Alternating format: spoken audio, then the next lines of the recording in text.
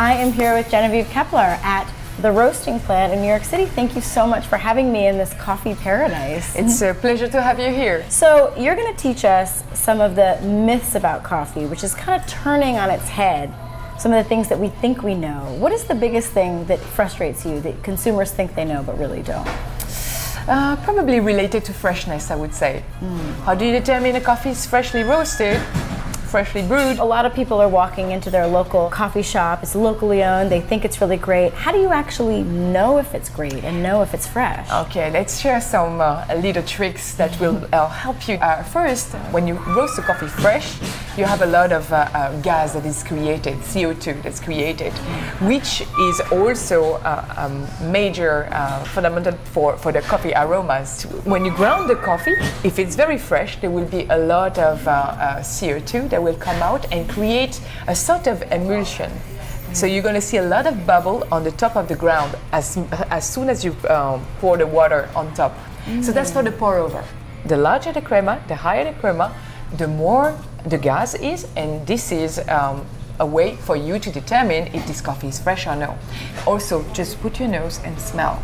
Stop and smell the coffee. And when you're trying to choose beans, I think for a lot of people, there's now a lot of buzzwords, you know, single origin, fair trade, you know, specific countries.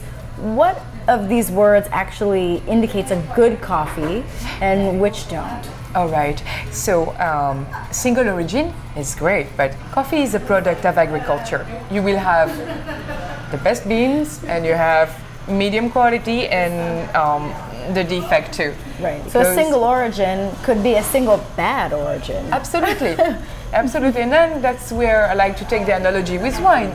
You have table wine coming from France, and you have this chateau, this Grand Cru Classé, so you have from everything. And in coffee is no difference. So single origin is a good start. Now you have to look for what comes after the single origin. Usually name of a region is better, it's more information, more clue, you know where it comes from. Now region can be large, especially in Brazil, for example.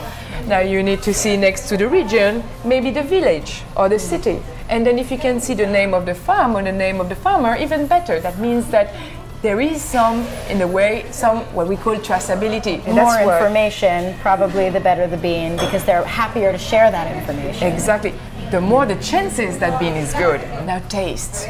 Now if you find if you find balance, if you find a specific characteristic that are positive, you have a smooth body. You don't have a sensation of dryness. You don't have, if you find a brilliant acidity, some natural sweetness coming out of it, then you have something. Then you find really something. That is. And what about fair trade? You know, it's such a popular word now, but fair trade is very good in the sense that it brings the awareness to consumer that yes, you're talking about something that is produced by farmers, and we have to make sure those farmers are rewarded properly. Now, fair trade doesn't imply that it is high-end coffee. It can be low quality or it can be high quality. So fair trade is for that social.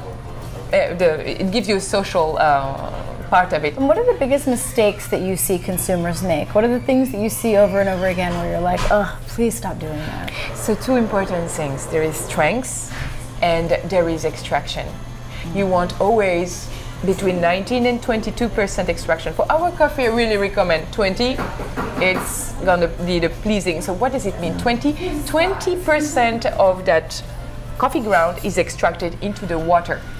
So in order to get that, I mean, if you don't have a grinder at home, we'll be happy to grind it for you here in order for you to prepare it properly. And then you choose the ratio. What I'm talking about the ratio is how strong you like your coffee.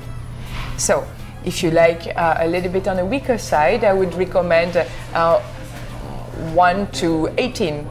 If you like it on the stronger side, more European style, you would 1 to 15. What does it mean 1 to 15? 1 gram of coffee for 15 grams of water. So what does it imply?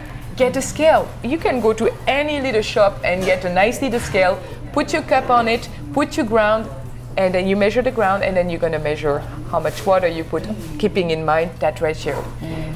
I personally like 1 to 16. Probably when I came a little bit stronger. Right, a little bit on the stronger side. So, and then if you respect that and you use, again, temperature, it depends on the coffee you choose. But you don't want boiling water over your cup. So for our coffees here, I would recommend more on the 90-degree centigrade. And for people who are looking at you and saying, I don't want to buy a scale, I don't want to buy water temperature, is it, look for a simmer, not a boil? Okay, if you're not willing to do really everything like this every single time, you can find everywhere also the volumetric measurement for 6 ounce cup of coffee. So it's going to measure 10 grams for 6 ounce. So you'll be happy this way. Thank you so much, Genevieve, for giving us these tips on how to be better coffee buyers and coffee makers and choosing our coffee properly. Really appreciate it. And obviously, if you want better coffee without all the effort, you can just come here to the roasting plant. Thank you so much. I'd be happy to share with you.